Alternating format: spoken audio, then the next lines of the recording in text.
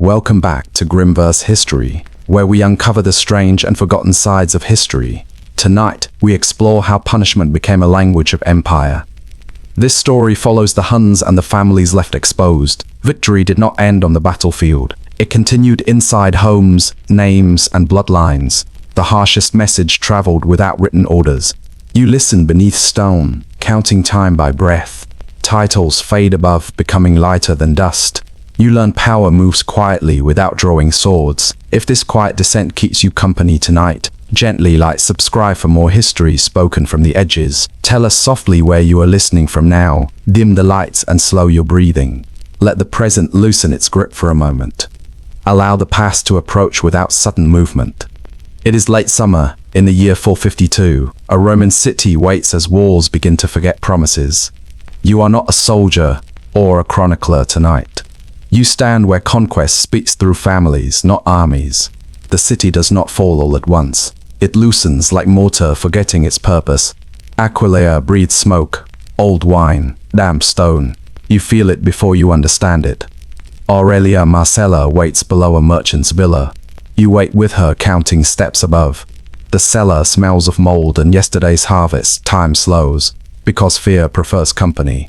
She is not a symbol yet. She is a woman holding two small weights. You notice how arms ache before courage fails. This is how history enters the body above ground. The city negotiates with fire. Doors learn new meanings when pushed inward. Names once spoken proudly become dangerous sounds. Rank does not echo well through stone floors. Here the story makes a quiet decision. It chooses a household instead of a senate. It chooses breathing over banners and speeches. That choice costs very little and changes everything. You think power lives in helmets and commands. Aurelia teaches a smaller geography of control. Power walks staircases and checks rooms carefully. Power asks who you belong to, not why. She does not know her husband's last moment. You do, and remain politely silent. History often arrives knowing more than it shares. That is one of its better manners. A pause settles heavy as dust. The children no longer cry, conserving energy. You realize silence can also be a strategy. Cities practice it before they vanish. This is where conquest sharpens its message. Not at the gate, but in the cellar. Not against soldiers, but against memory. Empires prefer lessons that travel without witnesses. You sense the shift without any announcement. Footsteps stop sounding like movement, become intent. Language turns unfamiliar, but meaning grows clearer. Fear translates itself very efficiently. Here comes the downbeat truth. Walls fall, but families receive the bill. That invoice arrives without ink or seals. The scene changes by tightening its grip. Cold stone presses through thin sandals. The air cools as if holding breath. You notice how small spaces teach obedience here. The night learns to wait longer. Breath settles into the rhythm of stone. You feel how patience becomes a shield. Outside, banners burn without ceremony. Inside, names are whispered, not shouted. Servile etches language down to essentials. You understand why memory clings to rooms. Walls remember hands, footsteps, hesitation. They keep what people cannot carry. Aurelia does not argue with fate. You sense how endurance replaces expectation. This is not heroism shaped for statues. It is steadiness shaped for tomorrow. It leaves no monuments, only continuations. Aurelia's story does not ask for pity. It asks for attention, which is rarer. You stay because leaving feels dishonest. This is how empathy outlives architecture. The human value arrives quietly like sleep. Systems speak loudly, but people answer softly. When history chooses families, it reveals its cost. 2. An empire, not a storm. The word barbarian sounds loud, then quickly becomes lazy. You picture noise, fire, movement without memory or planning. That picture sleeps well, because it excuses complexity. The Huns do not arrive as noise. They arrive like a schedule that already knows your name. You feel this when the streets fall silent too early. Silence usually means someone planned the evening. They ride with order hidden inside motion. You must know where to stop, where to wait. Loot follows lists, not impulses. Fear follows routes learned long before arrival. You stand near a road and notice repetition. The same questions, the same separations, the same outcomes. Systems repeat because they save energy. Chaos wastes time, and empires dislike inefficiency. Hun leadership understands something uncomfortable. Terror works best when it feels predictable. Uncertainty frightens briefly, structure frightens longer. You can adapt to storms, not to calendars. Captives are sorted, not simply taken. Status matters more than resistance at that moment.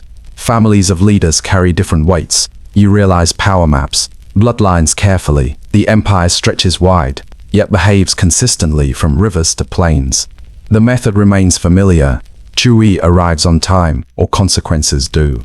That reliability is not accidental. You hear rules whispered among survivors. Do this, and you live longer. Do that, and you disappear sooner. Rules spread faster than armies ever could.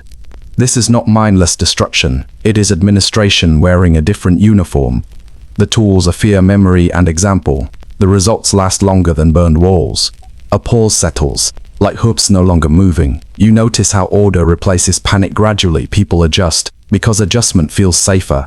Survival often negotiates with dignity quietly. Here comes the dry fact. Empires fail when systems stop working. The Huns succeed because theirs do. The scene shifts without warning. A camp at dusk, smoke thin and controlled. Voices follow hierarchy even while resting. You sense governance without buildings. You might want monsters, not managers. Managers are harder to hate consistently. They resemble mirrors more than nightmares. That recognition makes sleep slightly uncomfortable. The night accepts this knowledge without argument. You feel maps being redrawn inside quiet thoughts. Order can be gentler than chaos, yet colder. You notice how systems survive by becoming ordinary. Fear settles into routine. Like a learned habit, people plan days around expectations, not hopes. This is how power sleeps through winter. Not loud, not proud, simply consistent. Consistency outlasts courage more often than legends admit. You exhale, recognizing patterns behind old stories. Names change, methods rarely do. History repeats softly, asking to be noticed. The human value arrives softly like breath returning. Understanding structure does not excuse harm. It reminds you harm often wears planning, and planning sadly feels very human. You expect chance in chaos, but this is not chaos. The selection feels quiet, almost administrative in tone. You sense intention before you understand its shape. Roman noble women are not swept aside accidentally. They stand at crossroads of name, inheritance, and morale. You notice how power studies family trees carefully. A wife carries more than a household schedule. She carries alliances, legitimacy, and future claims. You realize strategy sometimes wears domestic clothing. You stand near a courtyard at dusk. Voices lower when certain names are mentioned. Silence gathers around titles, not around faces. The Huns understand along arithmetic. Break the line, and the legion hesitates. Unsettle the home, and the banner droops. This is pressure applied without siege engines. It travels faster than armies and cheaper than steel. You feel how rumors outpace messengers effortlessly. Noble status sharpens the message. What happens to leaders' families travels widely. It teaches obedience without issuing proclamations. You imagine a commander hearing news slowly. Sleep thins, decisions grow cautious, hands tremble. Courage erodes when endings feel personal. Here comes the dry observation. Morale collapses faster than walls usually do. The scene cools like marble at night. Footsteps echo in halls built for permanence. You sense how lineage becomes leverage. Targeting families reshapes resistance quietly. Men hesitate when futures appear compromised. Plans shrink to survival, not victory. This is not randomness seeking spectacle. It is leverage seeking compliance over time. The method repeats because repetition convinces. You notice restraint. Alum says, structure clarifies them. Systems prefer clarity over uncontrolled fury. Another pause settles, gentle but heavy. You feel the weight of knowing intentions. Understanding arrives without comfort attached. The transition happens like a candle dimming. Warm air smells of oil and old stone. You sense governance without parchment present. You might want to call this cruelty alone. Cruelty exists, but purpose guides its direction. Purpose makes harm linger longer in memory. Here is the human value offered quietly. People become targets when systems erase individuality. Remembering persons resist that erasure. Empathy does not undo the past. It prevents the future from copying efficiently. That lesson arrives softly and stays. Law speaks slowly when paper must travel. Fear speaks immediately without translators or seals. You feel this difference before anyone explains it. The Huns understand distance better than parchment. They rule spaces where ink loses authority quickly. You notice how messages must survive movement. Roman law depends on buildings, repetition, memory. Hunnic rule depends on repetition and visible outcomes. One travels by roads, the other by rumor. You stand near a campfire at night. No documents change hands, yet decisions spread. Silence learns faster than decrees ever could. Violence here does not wander aimlessly. It selects moments, families, and social pressure points. You sense planning disguised as inevitability. It arrives through survivors who speak quietly. They carry details like contraband across borders. Targeted harm replaces written statute efficiently. It teaches limits without offering negotiations. You understand rules best when exceptions disappear. Roman commanders stops at certain doorways. Rank cannot escort loved ones into safety. This realization corrodes confidence faster than defeat. Orders hesitate. Courage recalculates personal risk. You feel how leadership begins to shrink inward. Here comes the dry truth. Fear requires no administrative budget to function. The atmosphere shifts, cooler and more deliberate. Hooves rest. Tents align. Fires remain controlled. You sense discipline inside what looks chaotic. Here it prefers short sentences and lasting impressions. It speaks once, then waits patiently. You realize compliance grows without occupation.